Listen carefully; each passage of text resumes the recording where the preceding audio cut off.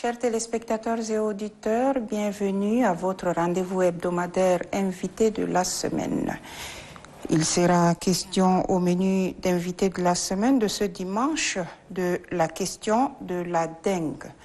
Il y a cela quelques jours, le ministère de la Santé publique alertait sur l'apparition de l'épidémie de la dengue dans la province du Ouaddaï. Mais qu'est-ce que la dengue ? Comment se transmet-elle et quelles sont les précautions à prendre pour l'éviter ou se soigner en cas d'infection?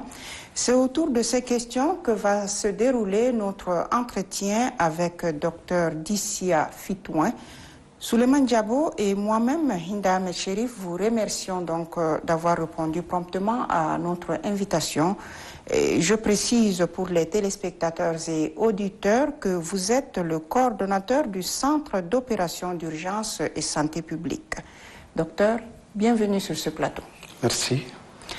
Alors, je le disais il y a un instant, dans un communiqué, le ministère de la Santé publique informait de l'apparition d'une épidémie de dengue dans la province du Ouaddaï.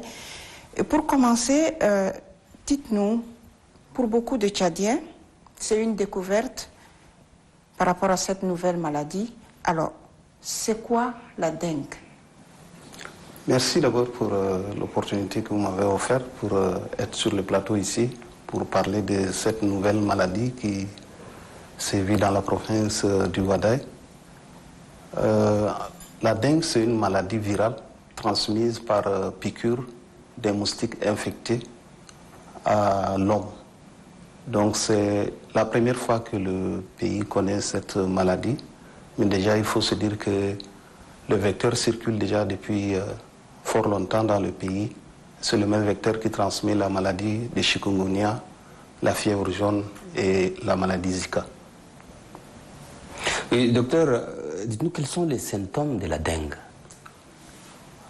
Après une exposition de 2 à 14 jours à la piqûre de moustiques infectés, on a classiquement des signes qui sont ceux qui ressemblent un peu au paludisme, notamment de fortes fièvres, des maux de tête violentes, des nausées, des vomissements. Parfois, vous avez des signes d'éruption cutanée, comme la rougeole, comme on voit chez les enfants, ou parfois même vous avez des ganglions qui se gonflent au niveau des laines ou etc. sur le corps. Vous avez des apparitions de ganglions qui deviennent un peu plus volumineux et douloureux. Et en plus de ça, au fil du temps, quand vous évoluez, vous allez avoir des signes hémorragiques qui sont des signes de complications de la maladie, des saignements au niveau des dents, au niveau des vomissures, parfois même au niveau des selles. Donc ces signes sont généralement des signes de complications de la maladie. Et en plus de ça, vous allez inéluctablement faire un état de choc par saignement. Parlant des causes et des origines, vous évoquiez les moustiques. En dehors des moustiques, y a-t-il pas autre chose qu'il faudra éviter pour se sauver de cette maladie? Le vecteur de la transmission de la maladie est essentiellement les moustiques. Et ces moustiques, il faut qu'ils soient infectés avant de transmettre la maladie à l'homme. Il n'y a pas une transmission d'homme à homme, sauf que chez les femmes enceintes ou si elle est enceinte et se fait piquer pendant cette période par une moustique infectée, il est possible qu'elle puisse transmettre la maladie à son enfant, mais c'est des cas rarissimes, c'est pas fréquent. Et docteur, combien de temps faut-il à une personne atteinte de la dengue pour guérir? Après les premières manifestations, premiers signes, vous avez environ 2 semaines, 1 à 2 semaines pour vous remettre de la maladie si vous faites la forme classique de la maladie. Donc si c'est des complications, c'est vrai, on va continuer la prise en charge dans le milieu hospitalier pour les signes complémentaires. Sinon, 1 à 2 semaines, vous pouvez vous remettre de la maladie dans sa forme classique. Ce sont les mêmes produits qui soignent le paludisme ou bien il y a d'autres médicaments qu'il faut prendre pour se soigner? Non, comme je le disais, c'est une maladie virale Rarement on a un traitement spécifique pour ces genres de maladies. Sinon, c'est d'atténuer les symptômes, de calmer les symptômes. Et nous utilisons généralement pour les douleurs et la fièvre du paracétamol. Il est contre-indiqué parfois de donner de l'ibuprofène ou de l'aspirine, qui complique davantage parce que ça va engendrer des saignements. Déjà que c'est une maladie virale qui peut entraîner des saignements. On contredit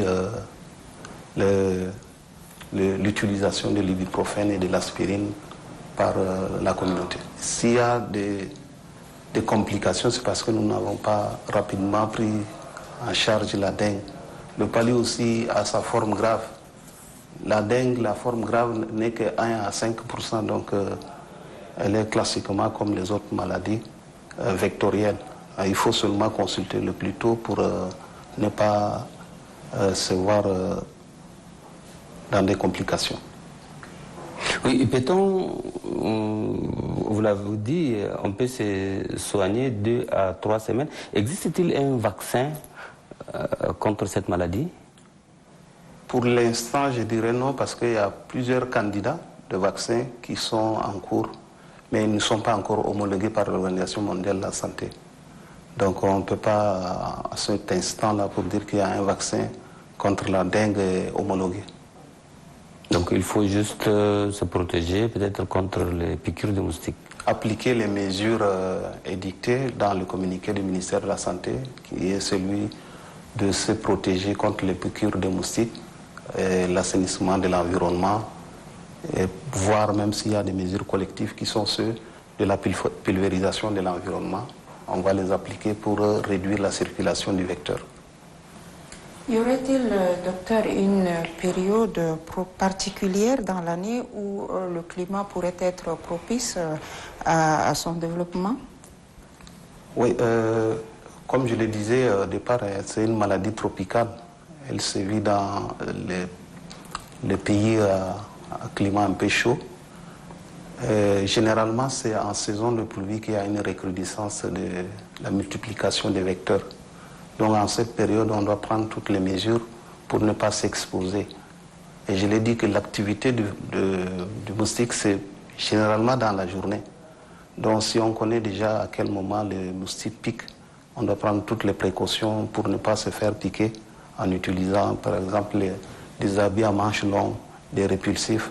Même si on voudra dormir dans la journée, il faut se mettre sous le moustiquaire. Des habits à manches longues, mais docteur, les moustiques sont devenus très civilisés et têtus. Ils arrivent à piquer malgré les protections prises. Oui, c'est les mesures barrières physiques que nous utilisons généralement. Je crois qu'elles minimisent vraiment l'impact de piqûres du vecteur si vous utilisez des habits à manches longues. Même s'ils piquent, mais ce n'est pas souvent évident qu'ils puissent atteindre la peau. Oui, il y a des parties exposées du corps aussi.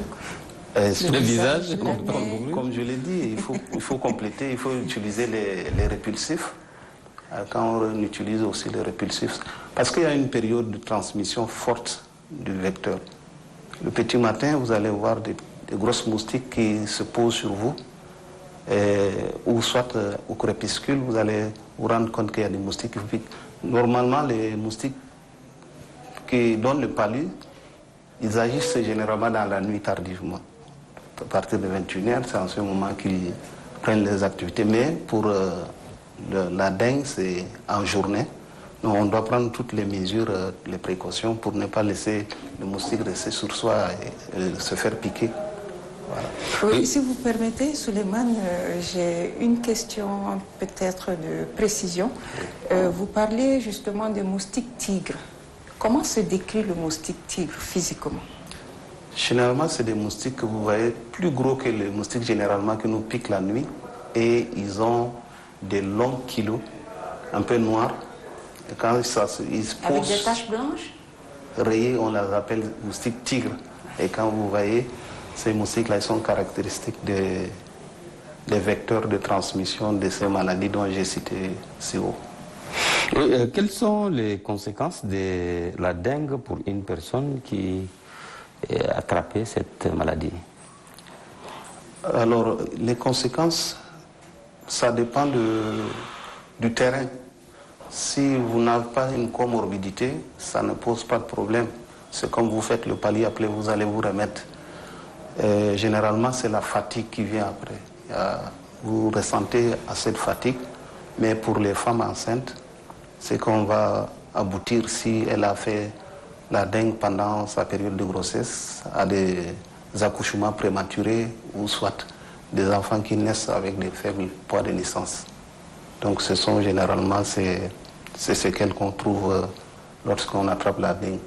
Mais pour les autres, en général, c'est la fatigue qui s'installe, comme toute maladie virale. Hein. Vous avez vu qu'avec la Covid, après c'est la fatigue, vous sentez des fatigues régulièrement.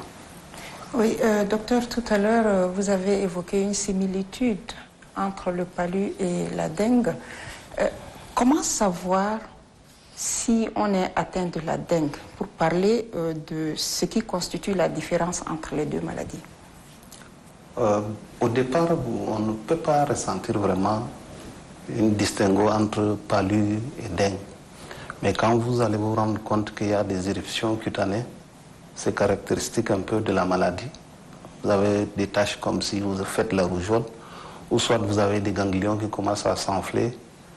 Ça, ce sont des signes qui sont un peu des signes d'alerte de la dengue. Donc, plus tard, c'est les complications qui vont les différencier avec le palu, qui sont les saignements, évidemment, qui sont des signes caractéristiques de la dengue. Voilà. Il existe 4 types de dengue, dit-on. Laquelle se trouve être celle qui fait des victimes en ce moment dans la province du Ouaddaï? Évidemment, nous avons 4 sérotypes de dengue. Notre laboratoire national qui a confirmé les cas n'a pour l'instant pas encore la possibilité de typer les dengues. Nous travaillons avec le centre Pasteur de Yaoundé, où les échantillons sont envoyés d'abord pour contrôle qualité. Et c'est de là-bas on pourra vraiment étiqueter quel type de dengue sévit dans la province du Ouaddaï. Alors, d'aucuns considèrent la dengue comme une maladie complexe, très complexe, dit-on. En quoi consiste donc sa complexité? Oui, je peux dire elle est complexe, d'abord pour la lutte antivectorielle. Pour détruire ces vecteurs qui circulent, c'est difficile de le faire en un clin d'œil, parce que il faut aller dans la pleine brousse pour les pulvériser, etc. Donc déjà même c'est très difficile de rechercher les vecteurs et les détruire. Là c'est complexe. Aussi, la mobilité des personnes. Vous pouvez tout de suite être à Béché, prendre votre bus, venir à N'Djamena et faire votre maladie ici et vous rencontrez le vecteur. Vous disséminez en même temps la maladie aux autres régions du pays. Donc la lutte antivectorielle est très compliquée. Nous avons aussi le plateau technique pour la prise en charge. Elle n'est pas partout les hôpitaux qui vont s'en charger des prises en charge des complications de la dengue. Donc ça, vraiment, c'est des situations qui rendent vraiment complexe la prise en charge de la dengue. Donc, docteur, à vous entendre, c'est vraiment possible que cette maladie puisse se propager à N'Djamena. Par exemple, si un moustique arrive à piquer quelqu'un qui porte la maladie, qui vient d'Abéché, ce moustique peut aller piquer quelqu'un d'autre et ça peut contaminer un grand nombre.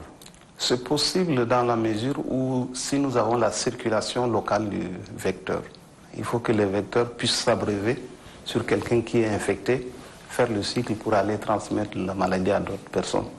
Donc nous travaillons déjà avec les entomologistes pour faire déjà une recherche du vecteur au niveau de N'Djamena s'il existe dans les autres provinces déjà. Vous avez vu en 2021 nous avons connu l'épidémie de la fièvre jaune au niveau du sud du pays.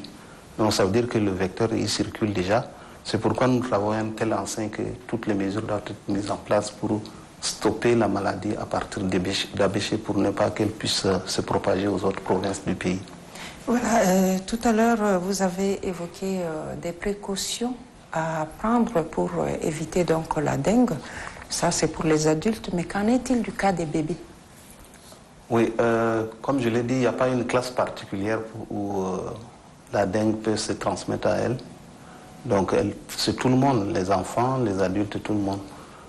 Les mesures que nous nous appliquons pour nous, adultes, pour ne pas se faire exposer à la maladie, c'est les mêmes mesures qu'on doit l'appliquer pour les enfants. C'est-à-dire que dans la journée, si un enfant doit dormir, il faut le mettre sous les moustiquaires. Il faut bien habiller l'enfant avec des chaussettes, tout ça, pour le garder dans un environnement un peu sécurisé pour ne pas qu'il se fasse piquer par les moustiques. Environnement sécurisé sous moustiquaire. Moustiquaire, imprégné surtout, c'est pas n'importe quel type de moustiquaire. Et aussi, il faut fermer hermétiquement tout ce qu'il y a comme jarre et autres dans la cour pour ne pas que le moustique se prolifère. Parce que la force de cette maladie, c'est la prolifération rapide des vecteurs dans l'environnement. Et s'ils rentrent en contact avec une personne infectée, c'est ça qui complique en fait la prise en charge de la maladie. Docteur, n'est-il pas possible d'éliminer complètement les moustiques du Tchad? Je dirais, on aurait déjà éliminé les moustiques pour le palu. Donc, si ça n'a pas été fait, ça veut dire que c'est une lutte acharnée. Parce que pour éliminer le paludisme ou les moustiques, il faut vraiment que l'environnement soit assaini. Si vous voyez des caniveaux qui, encore avec des flaques d'eau, etc., on ne pourra pas le faire comme ça si ces conditions ne sont pas réunies. Et les moustiques ne vivent pas seulement dans les flaques d'eau, il y a aussi dans la brousse et autres. Notre environnement est vraiment très propice pour la multiplication de ces moustiques. Donc, je suis curieux aussi de comprendre combien de temps peut vivre un moustique. Les moustiques Aedes ici, ils ont une durée de vie de 21 jours. Ce qui pique pour la dengue, 21 jours de durée de vie. Donc, ils se multiplient comme tout être vivant. L'autre prend le relais, donc 21 jours. 21 jours. Voilà. Et docteur, le virus peut-il être transmissible par une transfusion sanguine, par exemple? Oui, il y a des données qui ont documenté une transmission, mais c'est très très faible. Jusqu'à présent, on n'a pas contre-indiqué la transfusion sanguine dans des zones où il y a la circulation du virus. Donc c'est une très, très faible probabilité de survenue de la dengue après une transfusion sanguine. L'infection par l'un des 4 types de virus de la dengue, dit-on, immunise la personne contre celle-ci après infection, mais pas contre les autres. Comment expliquez-vous cela? Oui, les 4 sérotypes ont des antigènes différents. C'est comme vous avez votre serrure. Est-ce que déjà on peut savoir quels sont les 4 sérotypes en Ils question? sont typés type 1, type 2, type 3. Et il y a des souches. Là, c'est un peu plus les biologistes qui peuvent l'expliquer. Mais déjà, si vous avez fait la maladie avec type 1, vous pouvez faire la maladie avec type 2. Parce qu'ils n'ont pas le même antigène sur l'antigène du virus. Donc, vous voyez déjà avec le VIH, on a dit type 1 et type 2. Est-ce que quelqu'un qui a fait VIH type 1 ne peut pas faire type 2, peut le faire? L'immunité acquise pour le type 1 ne protège pas contre le type 2, tout simplement parce qu'ils n'ont pas le même marqueur sur l'antigène. Donc c'est différent.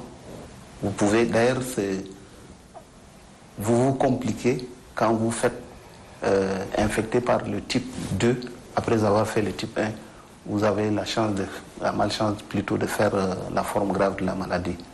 Donc il n'y a ça pas affaiblit davantage voilà. l'organisme. Il n'y a pas une immunité croisée entre ces différents types. Docteur, nous sommes presque arrivés au terme de cet entretien. Est-ce que vous avez un conseil à donner à la population d'Abéché qui vit cette maladie? Oui, je voulais revenir sur le communiqué du ministère de la Santé. Toutes les mesures de prévention ont été édictées dans ce communiqué. Il faudrait être calme parce qu'ils ont fait le chikungunya en 2020 On a pu gérer la maladie et on a contenu la maladie dans la province de façon rapide.